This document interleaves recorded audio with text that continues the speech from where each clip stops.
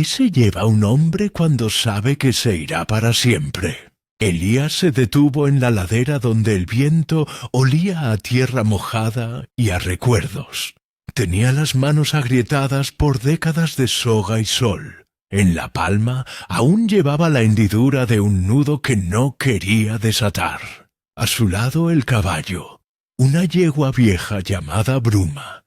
Inclinó la cabeza y olió el aire como si quisiera leer el futuro. Un pañuelo azul colgaba del cuello del hombre, gastado por el sudor y las lluvias, y en su brillo ajado había una fecha que no sabía si recordar o borrar. Elías sabía la hora. Mañana el furgón de la cárcel pasaría por el pueblo. Iba a ser su último viaje por la llanura, que había cuidado desde joven. El último amanecer sobre los potreros que olían a heno y a sol. Había hecho cosas que pesaban en la garganta, y había aceptado una sentencia que le quitaba la libertad, pero no la memoria. Se acercó a Bruma con pasos lentos. El animal lo miró con esos ojos grandes que contenían toda la paciencia del mundo. Entonces, sin aviso, Bruma apretó los dientes y tiró de la rienda. No era el gesto de siempre. Fue una torsión, una urgencia que cortó el aire. Elías sostuvo su sombrero. Un ruido seco en el arroyo, un sonido que no pudo identificar. Y en la orilla, algo que brilló como una promesa rota. ¿Qué encontró ahí? La respuesta no llegó, solo el tirón y la mirada insistente de Bruma. Y la sensación, sobre la piel, de que aquel viaje no sería el final que Elías había imaginado. Elías vivía en la casa de adobe que su padre le dejó, más baja ahora por las sombras de años que nadie contaba en voz alta. Las tejas sostenían moscas. El fogón mantenía su costumbre de columna de humo. Desde la ventana de la cocina se veía la medianera de álamos y el campo abierto, extensión donde creció cada arrepentimiento. Tenía 70 años que le dolían por las mañanas y le cedían un poco por las tardes, cuando el sol tendía su mano tibia sobre el potro. No hablaba mucho con la gente del pueblo, no por orgullo, sino por costumbre. Había en él una reserva que parecía hecha de hueso, un modo de prestar silencio cuando las palabras podían romper. Nunca fue un hombre de grandes declaraciones. Levantaba postas, arreglaba vallas, conocía la respiración del viento y el paso de las nubes. Su oficio era el cuidado paciente. Por las noches repasaba en voz baja nombres que ya no tenían lugar en la conversación. Su esposa, fallecida hace 10 años. Su hermano, con quien dejó de hablar después de la cosecha amarga. Un sobrino que se fue a la ciudad. El único que seguía junto a él fue Bruma, una yegua negra con una mancha blanca en la frente en forma de luna rota. Bruma llegó a su vida en un invierno, cuando tenía la melena empapada y el costado abierto por una pelea con la alambrada. Elías la curó. La tocó, no porque fuera una labor, sino porque en la mano que cura nace la memoria. En el bolsillo interior de su camisa, Elías llevaba un reloj de bolsillo que no funcionaba. Su padre se lo había dado el día que le enseñó a montar. No marcaba las horas, sino los silencios. A veces lo sacaba, abría la tapa y miraba el reflejo descolorido de su cara. Allí, entre los dientes del metal, había una inscripción apenas legible. Para quien vuelva a casa. Nunca habló del porqué de esa frase. Tampoco habló del hecho que, meses atrás, lo había llevado a la corte. Una pelea por tierras que terminó mal. Un hombre herido. una declaración que lo señaló en la oscuridad. Aceptó la culpa con una calma que parecía resignación, aunque dentro de su pecho ardiera algo más parecido a protección.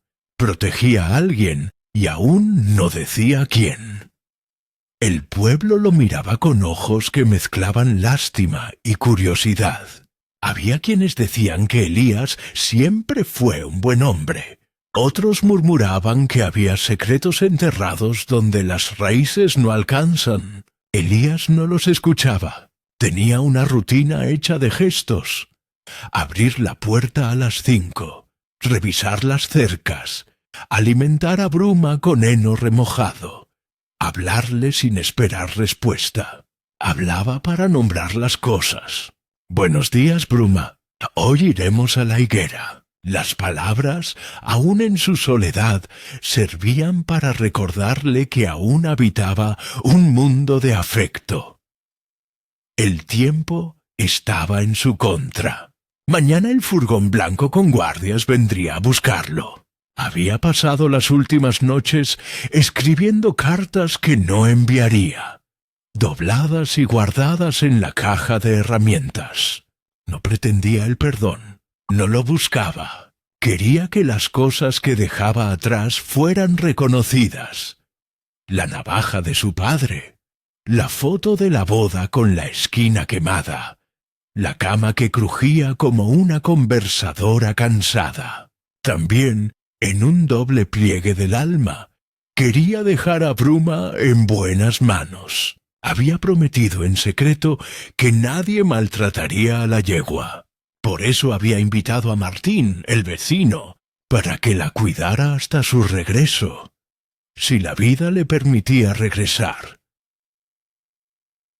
Mientras porque Martín conocía el oficio y las noches, y porque su hijo llevaba el nombre del sobrino que Elías protegía. Pero había algo en el aire aquel día, una tensión fina, una espera que palpitaba como una herida que no cicatriza. Elías se movía entre las sombras con la lentitud de quien pesa cada gesto.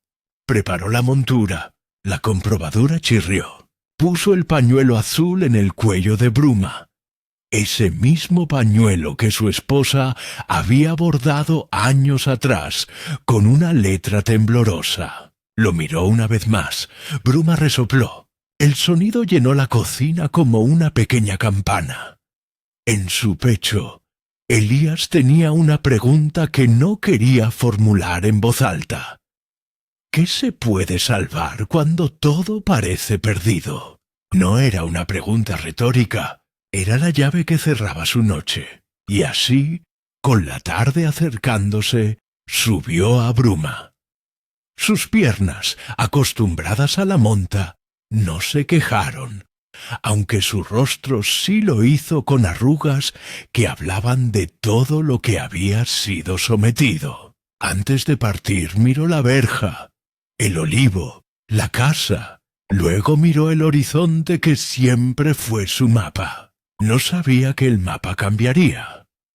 El camino hacia la vieja higuera era de polvo y piedra suelta. Elías movía la mano con la cadencia de quien conoce cada centímetro. Bruma avanzaba con paso cuidado, guardando energía, tanteando el suelo con la planta ancha de sus cascos. A mitad del sendero, por un recodo donde la sombra se mezclaba con la luz, Elías percibió una alteración, un silbido bajo, un perfume ajeno que no pertenecía al lugar. No fue algo obvio, fue más bien una sospecha en la piel. Bruma elevó las orejas. Sus fosas se abrieron. El caballo no es tonto con los sonidos. Detecta lo que los hombres disimulan. Dio un paso, luego otro y se detuvo. Elías tiró de la rienda, pero la yegua se tensó como si una corriente la empujara desde otro tiempo. Al acercarse a un hueco entre dos piedras, Elías vio la cadena. No era una cadena para atar animales, era una cadena oxidada que parecía haber traído consigo otro olor. aceite viejo, metal, una piel que conocía la violencia. Al final de la cadena, enroscada en una estaca, había una placa pequeña y doblada. Bruma la olfateó, luego, impulsada por una curiosidad que más parecía angustia, la lamió. Fue entonces cuando Elías notó la marca en su costado. Una cicatriz antigua, cuyas costras habían quedado como un mapa. No era una herida nueva, era una sombra que se extendía. «¿Qué haces, Bruma?», murmuró Elías, más para sí que para el animal. La yegua respondió con un sonido que fue, a la vez, un suspiro y una alarma. Sus piernas se arqueaban. La piel bajo el pelaje brillaba con la humedad del sudor. Elías palmeó su cuello. Bruma no se calmó. Al contrario, empezó a pulsar con una inquietud más profunda. Fue entonces que, en la tierra, algo blanco asomó entre la hierba. Un trozo de tela. El pañuelo azul, idéntico al que Elías llevaba al cuello, asomaba a su esquina enlodada. Sus dedos temblaron al recogerlo. Estaba manchado con una suciedad que no correspondía al tiempo, y adherida al pañuelo había una etiqueta con un nombre que lo heló por dentro. Al leer, Elías sintió que la palabra lo empujaba hacia atrás. No era el nombre de su esposa, no era el de su sobrino, era el nombre de Martín, el mismo Martín a quien había pedido que cuidara a Bruma. El corazón de Elías dio un latigazo seco. No hubo gritos, solo el mundo que, por un momento, se volvió demasiado pequeño. ¿Por qué el pañuelo de Martín estaba enredado en un camino lejos de la casa? ¿Qué señal dejaba Bruma con su gesto? La cadena, la placa, la cicatriz del animal, el pañuelo. Piezas de un rompecabezas que no entendía. A 300 palabras desde aquí, una tormenta de preguntas arremetió. Elías tiró de la brida con más fuerza. Bruma, como si comprendiera, buscó su mano con el hocico y la apretó con dulzura. Algo en ese contacto fue un puente. La yegua no solo olía el peligro, lo anunciaba. Decidió seguir adelante. Si había algo para encontrar, sería mejor hallarlo antes del amanecer. Estaba cansado, pero una furia serena lo empujó. Necesitaba respuestas, aunque supiera que las respuestas podían ser peores que la ignorancia. Avanzaron hacia la ribera donde los sauces doblaban sus cabellos sobre el agua. Allí los restos de una fogata recién apagada ocupaban una media luna de tierra. Las brasas estaban frías, pero los papeles amontonados al lado mostraban huellas de manos. Elías recogió uno, una factura, un recibo de pago.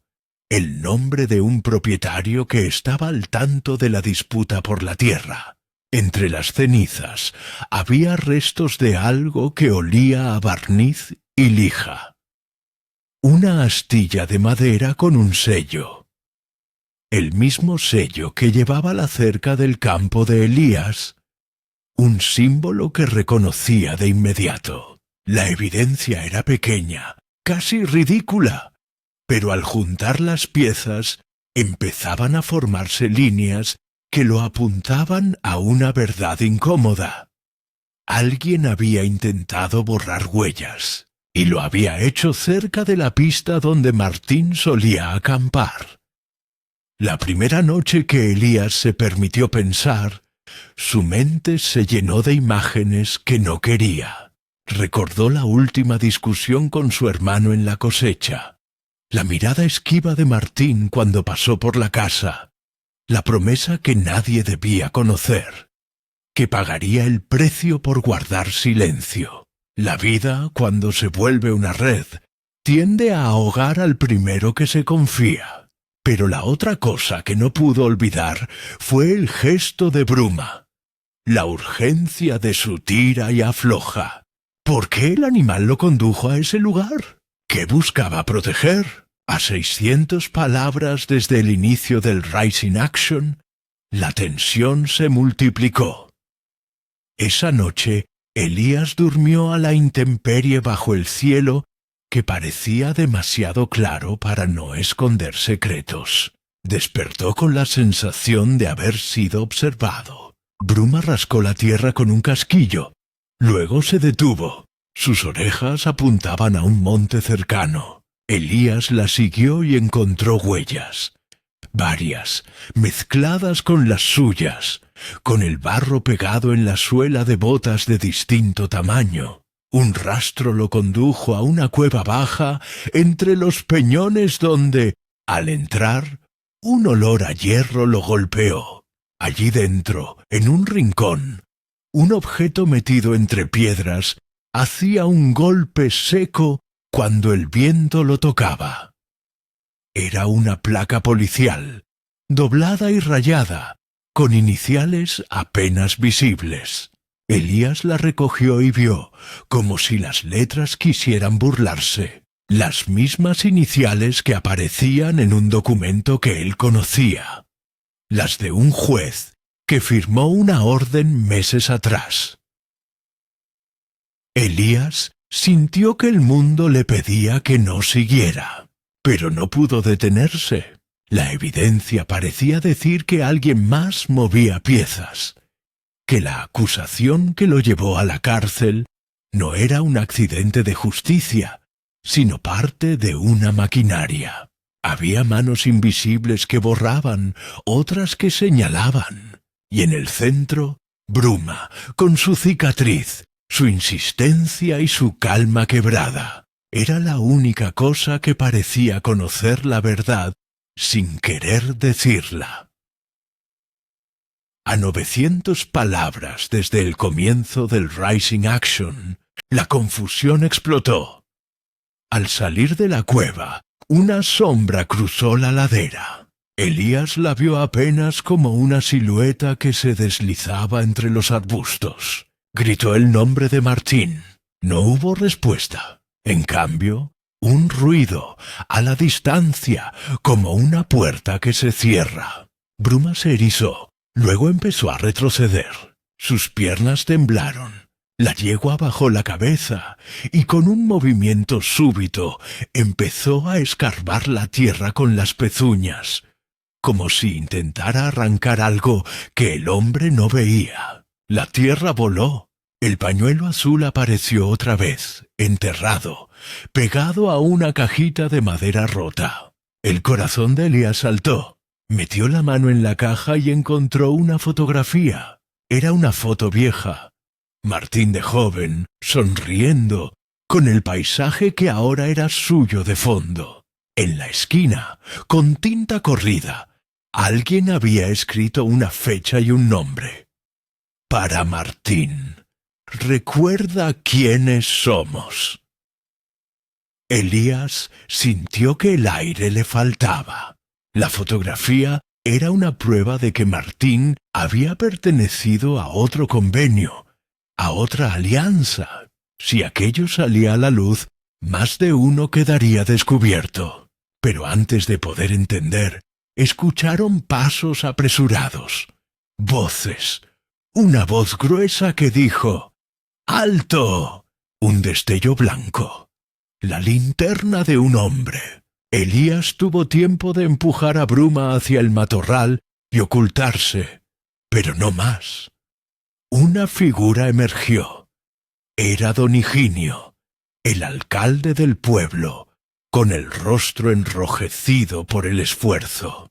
Tenía algo en la mano que brillaba, la cadena oxidada que Elías había visto antes. La cadena. ¿Cómo la tenía don Higinio en la mano? Su mirada no era de sorpresa, era de conocimiento. El silencio se rompió con una palabra que se clavó como un cuchillo. ¿Qué haces aquí, Elías? Don Higinio sabía, o fingía saber. Sus ojos iban de Bruma a la caja, de la caja a Elías. En el gesto del alcalde había una mezcla de desaprobación y de algo más antiguo, corrosivo. La certeza de que secretos como hilos sueltos podían enredar el pueblo. Elías no respondió de inmediato. Estaba demasiado cansado para hablar con certeza. Entonces, como si el mundo quisiera añadir sal a la herida, don Higinio señaló con la barbilla hacia la llanura donde, a lo lejos, una luz roja se acercaba. Faros que no pertenecían al pueblo. Vehículos. Tal vez las autoridades. Tal vez el furgón que vendría a buscarlo. Tal vez alguien que no tenía intención de dejar que se moviera. En ese momento, Bruma, que había estado quieta y temblorosa, rozó la mano de Elías con su hocico y, con un movimiento extraño y decidido, se soltó de la brida. No fue un escape torpe, fue una decisión. Se plantó en medio del sendero y miró al hombre con una intensidad que Elías conocía demasiado bien. Era la mirada de quien exige una elección. Don Higinio avanzó un paso, y la luz roja en el horizonte se acercó más. Elías tenía la posibilidad de seguir el plan que había trazado. Entregarse, aceptar la sentencia y partir con la calma que le quedaba. Pero la caja, la fotografía, la placa y la nueva evidencia armada por la tierra sugerían otra cosa. Que él aún podía proteger a alguien, tal vez a Martín, tal vez a un secreto mayor. A 1200 palabras desde el arranque del Rising Action, el punto de no retorno tocó la puerta. Elías bajó de la montura. El frío de la noche le caló hasta los huesos. Caminó hacia don Higinio con las manos levantadas, no en sumisión, sino en gesto de palabra. «No sé nada de esto», dijo con la voz quebrada, pero la palabra sonó pequeña frente a las piezas que yacían sobre la tierra. Don Higinio lo miró, y sin mover los labios, pronunció lo que parecía una sentencia y una posibilidad a la vez. «No solo no sabes, vas a aprender», y en la distancia, el zumbido de los motores parecía replicar la urgencia de Bruma. Bruma resopló, mirando al horizonte, luego a Elías. Era como si entendiera que aquello no era solo el final de un viaje, sino el inicio de algo que pertenecería a ambos. El hombre tomó la fotografía en su mano, la apretó como si quisiera escribir sus dedos en la tinta, y supo que, si salía mal, la caja con su contenido sería lo único que podría explicar por qué eligió lo que eligió. Entonces, del bolsillo, Elías sacó el reloj de bolsillo, lo abrió y dejó que la luz de la luna besara la inscripción. «Para quien vuelva a casa». Sus manos temblaron. Don Higinio dio un paso hacia adelante. Las luces estaban a pocas lunas de distancia, y Bruma, con un relincho que parecía un mandato, rompió la quietud y se lanzó a la llanura. Elías no corrió detrás. No era un gesto impulsivo. Fue una entrega. Subió a la yegua y con el corazón que le palpitaba en la garganta, se dejó llevar por el animal. Sabía que con ese movimiento cruzaba una frontera, la de quien acepta la etiqueta que le pusieron y la de quien decide buscar la verdad, aunque le cueste todo. En la distancia, las luces del furgón recortaban siluetas. Don Higinio gritó el nombre de Elías. El hombre respondió con una única palabra que no podía ser oída: «Perdón». Y la llanura, esa misma que lo había visto nacer, los tragó. El primer parte terminaba con un hallazgo y una huida, pero quedaba una pregunta que ardía. ¿A qué verdad llegaría Elías ¿Y qué precio pagarían por ella? La llanura se vació de sonido, salvo por los cascos que cortaban la noche. Elías y Bruma galopaban con una urgencia que no era temeridad, sino determinación. No corrían para huir, corrían para alcanzar una verdad. Las luces del pueblo habían quedado atrás, pequeñas como brasas. Delante, la estancia donde Martín había crecido se recortaba como un recuerdo que dolía. El silencio allí tenía peso, como si las paredes todavía guardaran voces antiguas. Bruma, con el pecho crepitando, sabía el camino con una memoria que no entendía nombre ni mentira. Sabía solo la ruta que conducía a lo que debía ser revelado. Al llegar al portón, el olor de heno húmedo y aceite viejo los invadió. Elías, con la linterna temblando en la mano, vio a Martín sentado sobre una viga, la camisa hecha jirones, la cara surcada por la suciedad y la culpa. Martín levantó la mirada como quien ve venir la última cosecha de su propia vida. No dijo nada al principio, dejó que el silencio explicara por él. Elías notó al instante que en la postura del joven había dos cosas: cansancio y alivio, como si alguien finalmente hubiese llamado su nombre desde el otro lado del pozo. «Te busqué», dijo Elías sin preámbulos. La frase no era una acusación, era la cuerda con la que empezó a tirar. Martín tosió. Su voz se quebró por siglos de secretos. Confesó en fragmentos, pagos, amenazas, una carta que llegó con la oferta, la promesa de dinero para callar. Dijo el nombre de don Higinio con voz que parecía no pronunciar la palabra, como si el aire se la devorara. Habló de un juez que no miraba con ojos, sino con bolsillo. Habló de la foto que había dejado intencionalmente en la caja, la foto con la tinta corrida, y de la cajita que guardaba cosas que podían denunciar. Dijo que había querido borrar todo, que había intentado enterrar pruebas para proteger a su familia, y que alguien lo había seguido cuando volvía para deshacerse de la caja. Sus manos temblaron al relatarlo. Sus dedos buscaron en el bolsillo y sacaron una llave oxidada. La noche se tensó. Don Higinio no era hombre que perdiera tiempo. Su figura apareció en la línea del corral como una sombra que se vuelve prioridad. Llegó con dos hombres. No estaban armados con fierros, sino con certezas. «Martín», dijo don Higinio con una calma forzada, «esto no es asunto tuyo». La calma se parecía a un filo. A su lado, el hombre mayor sostuvo una lámpara que escupía luz dura. Sus ojos brillaron al ver a Elías. No necesitó palabras para reconocer la caja. Sus manos lo hicieron por él. Sujetaron la cadena que Elías había visto antes y la alzaron como quien exhibe una medalla. En ese gesto halló la autoridad que cree que justifica todo. Martín se levantó con un movimiento que fue más empujón de vergüenza que decisión. Quiso entregar la llave. Quería cerrar el episodio. Elías avanzó, lento, con la mano en alto para calmar.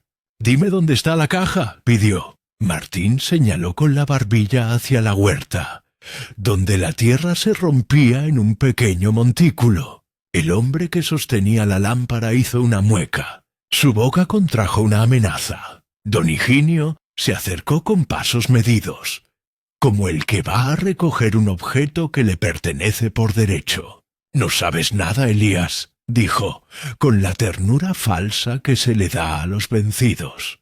Pero sus dedos, al rozar la tierra, dejaron ver algo más: la punta de una tabla. Allí, bajo el césped, la yegua había olido antes y había marcado el surco con su casquillo. Bruma no era guía mística, era una criatura que seguía el instinto y las señales del entorno. Había señalado la tierra. Había llevado a Elías hasta la tapa. Cuando la taparon, la llave oxidada hizo su trabajo con un chirrido que olía a años. La caja se abrió con una protesta de bisagras. El olor que salió fue a papel viejo y a tinta. En su interior había un cuaderno con páginas perforadas, una cadena de facturas y un sobre sellado con el emblema del juzgado. El rostro de don Higinio palideció por primera vez. No supo contener un gesto que fue como una grieta en su máscara. Las manos del hombre mayor lo traicionaron. Apretó la lámpara con fuerza hasta que los nudillos se le pusieron blancos.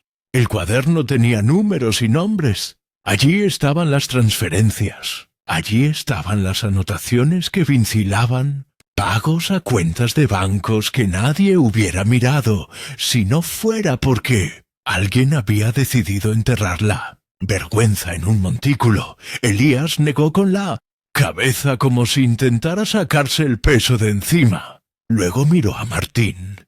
«¿Por qué lo enterraste?», preguntó con una voz que contenía piedad y desdén a partes iguales. Martín no contestó. En cambio, señaló con la mirada hacia don Higinio. «Me obligaron», dijo. La explicación fue una ficha que encajó en un rompecabezas demasiado grande. Decían que devolverían lo que nos pertenecía si yo. Sus palabras terminaron en nada. Había más dolor que explicación. Don Higinio no creyó. Nunca creyó. La incredulidad fue su primer arma. Se acercó como un toro y con la mano rápida arrebató el cuaderno. En su gesto había intención de borrar. Quería quemarlo. Quería destruir las pruebas como quien poda una rama que oculta la vista.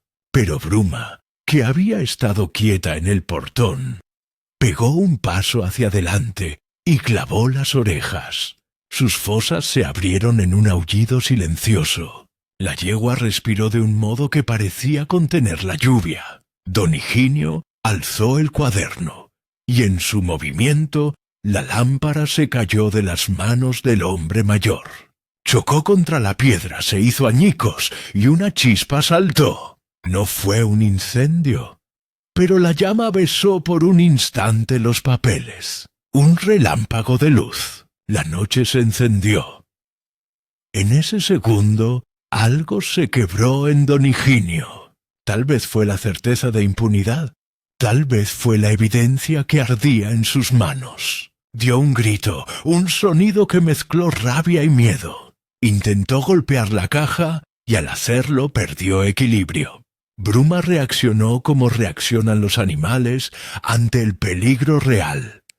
Movió el cuerpo, plantó sus patas y se interpuso entre el hombre y el quejido de Martín. No fue agresión sin motivo, fue protección.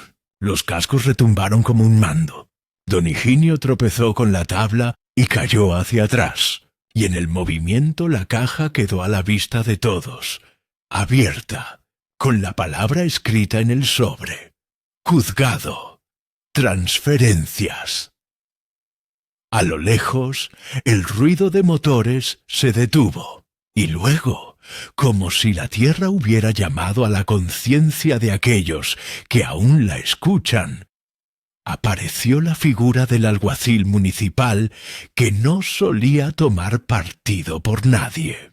Vino con una lámpara que no temblaba, y con un gesto que era de la ley, no de la conveniencia. Preguntó en voz alta qué sucedía. Los hombres de don Higinio se dispersaron como sombras incómodas. El silencio se hizo trémulo. Martín dijo el nombre del juez. El alguacil escuchó, y con una calma que parecía tardía pero justa, pronunció una orden. «Acompáñenme al pueblo».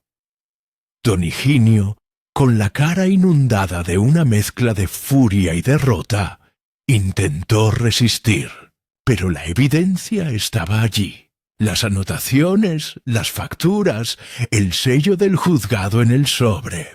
No pudo zafarse del peso de las pruebas.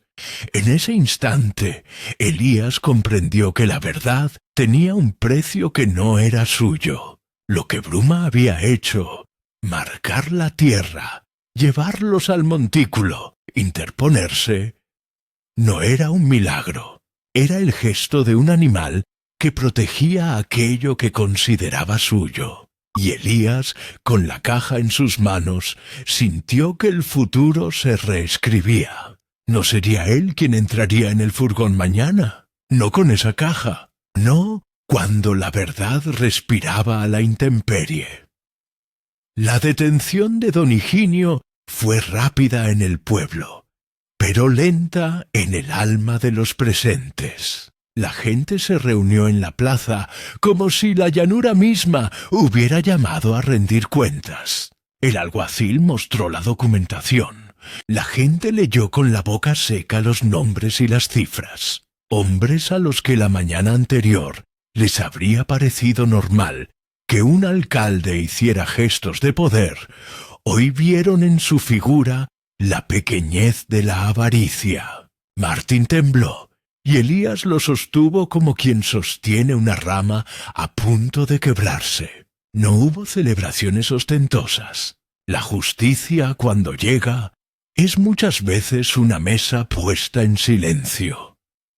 Las noticias se propagaron por caminos y corrales. Llegó un hombre del juzgado con un expediente en las manos y con una expresión que mezclaba sorpresa y temor.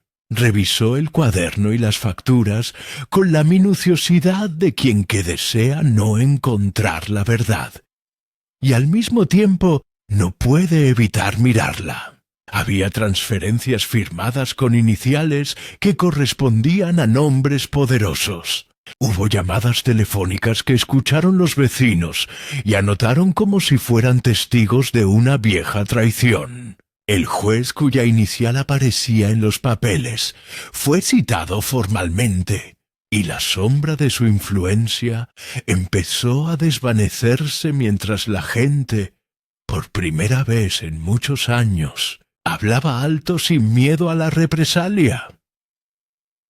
Para Elías la acción no terminó con la caída del alcalde. Hubo otra necesidad: dejar las cosas en orden en la casa, poner la navaja en el cajón donde siempre la guardaba y mentirle al reloj de bolsillo, cerrando la tapa para que el reflejo no le devolviera la cara cansada. Pero sobre todo había una urgencia más honda: reconstruir la confianza con Martín. Él, que había llevado la vida como quien carga un saco de cenizas, necesitaba que alguien dijera su nombre sin abucheo. Elías lo miró con ternura amarga y ofreció, sin grandilocuencias, que se quedara en la casa hasta que todo se aclarara. Martín aceptó, como quien acepta el bálsamo que no esperaba. Bruma, por su parte, volvió a la calma con el paso lento de quien ha hecho su labor. Dejó caer la cabeza sobre la mano de Elías y remeció el aliento como si pidiera perdón por la violencia de los hechos. El animal había sido héroe sin saberlo, defensa sin oratoria. Su cicatriz, esa historia abierta en la piel, parecía cobrar sentido. Había sido testigo de tantas manos que intentaron dominarlo. Ahora su cicatriz brillaba al sol como una medalla para quien sabe leer entre líneas. En los días que siguieron, la estación judicial no tardó en dictaminar medidas cautelares. Don Higinio fue apartado del cargo. Su procesamiento abrió otros expedientes. Martín dio su declaración completa, y aunque hubo murmullos sobre su pasado, su arrepentimiento y su cooperación le ganaron la posibilidad de un proceso más indulgente. Elías no fue llamado a comparecer.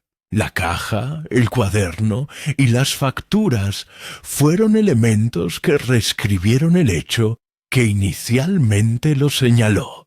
La gente comenzó a entender que la tierra no había sido la causa. La ambición lo fue. Elías, sin embargo, no se dejó arrastrar por la gloria de la vindicación. Volvía cada tarde a la higuera y se sentaba en la misma piedra donde había pensado en decir adiós. Miraba el reloj de bolsillo y a veces lo abría para sentir el peso de la inscripción, que ya no le parecía un recordatorio triste, sino una promesa cumplida. Para quien vuelva a casa. Sus manos, curtidas por la soga, trabajaban con la calma de quien ha aprendido que hay que cuidar lo que se ama sin esperar reconocimientos. Martín ayudaba en las tareas. Aprendía a coser vallas, a cuidar la comida para Bruma, a mirar las nubes sin inquietud. El pueblo, lento, trató de recomponer su tejido. No fue instantáneo. Las heridas que la corrupción abre no se cierran con rapidez. Requieren trabajo paciente, como curar una pierna rota paso a paso. Hubo vecinos que llamaron a Elías para pedirle consejo. Él respondió con la misma forma medida con que siempre vivió. Gestos más que discursos. Y Bruma, ya sin la tensión de la noche, recobró la costumbre de los pasos medidos por el potrero. La cabeza inclinada al pasto, los ojos que miraban la vida con una profundidad que daba calma. Pero quedó algo por resolver. La promesa de una misa pequeña que la esposa de Elías habría querido. Una cena con la familia que había quedado dispersa. Una charla con el sobrino que había partido a la ciudad. El viejo reloj, aún sin latir, quedó sobre la mesa como una reliquia que ahora no quería olvidar su nombre. El otoño llegó con una luz más clara y un viento que no intentó ocultar nada.